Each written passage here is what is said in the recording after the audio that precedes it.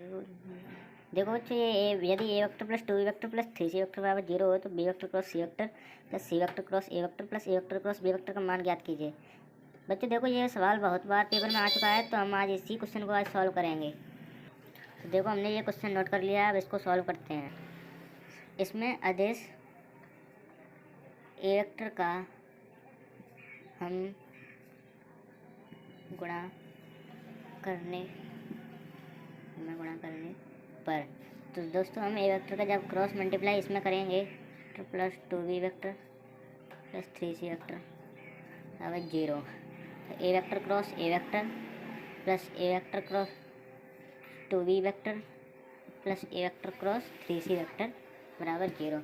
अब तुम जानते ही होगे बच्चों कि इसमें सेम का मल्टीप्लाई जी शून्य हो जाता है।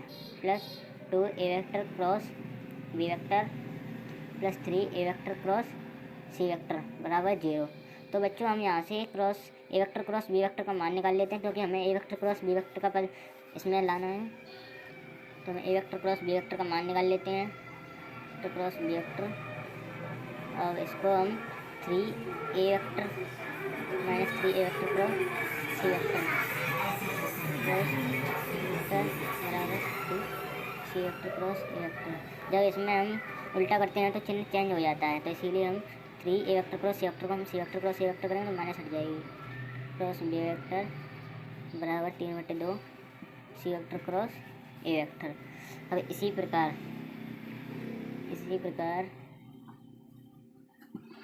हम अदिश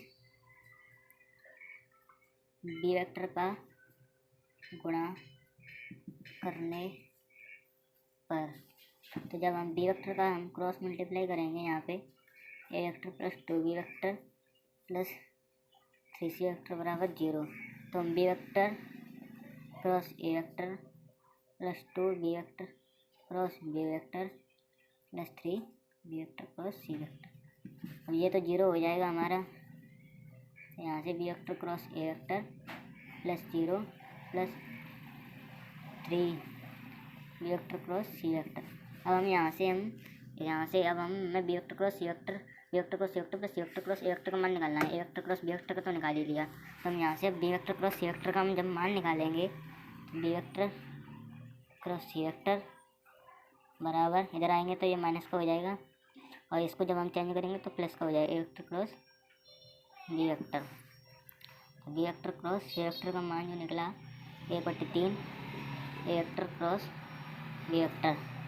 और इसी प्रकार अदिश, तो दोस्तों इसी प्रकार से हम सी वेक्टर का गुणा करते हैं। जब हम सी वेक्टर का क्रॉस मल्टीप्लाई करेंगे इसमें plus 2b vector plus 3c vector बराबर 0।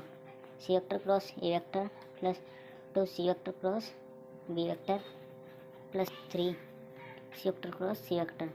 बच्चों आपको तो पता ही होगा, ये c vector cross c vector same वाला ये शून्य हो जाएगा। तो इसमें हमें अब हमने जब a vector cross b vector का निकाल लिया, b vector cross c vector का निकाल लिया, तो यहाँ पे a vector cross b vector cross और सी वेक्टर का सी वेक्टर और c vector cross a vector का मान निकालेंगे हम यहाँ से। तो यहाँ से हम जब इसको उधर भेजेंगे तो ये माइनस का हो जाएगा, तो इसको प्लस करने के लिए हम इसको चेंज करेंगे तो 2b vector cross c vector. अब इसे हम समीकरण थर्ड मान लेते हैं, समीकरण सेकंड, इसको हम फर्स्ट सेकंड थर्ड मान लिए। अब समीकरण first plus second plus third, और इसको बच्चों हम समीकरण नंबर 4th मान लेते हैं।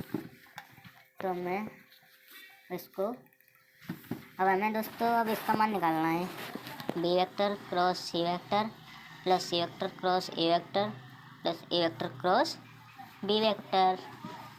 तो हम यहाँ से b vector cross c vector का जब हम यहाँ से मान निकालेंगे, b vector cross c vector का हमारा मान है 1/3 a vector cross b vector plus c vector cross a vector का मान है हमारे ए और बी के पदों में निकालेंगे, क्योंकि हम इसका आंसर ए और बी के पदों में लाएंगे। तो हमारे 3/2 c vector cross a vector है।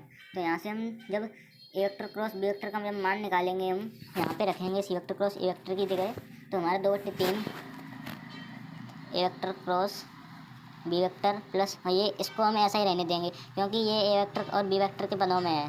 तो a vector cross b vector, तो ये तो हमारा इतना a vector cross b vector हो जाएगा, और प्लस ये वाला a vector cross b vector है ही। तो हमारा जब ये a vector cross b vector plus a vector cross b vector जब जोड़ेंगे तो 2 a vector cross b vector. दोस्तों यही हमारा आंसर है। ठीक है।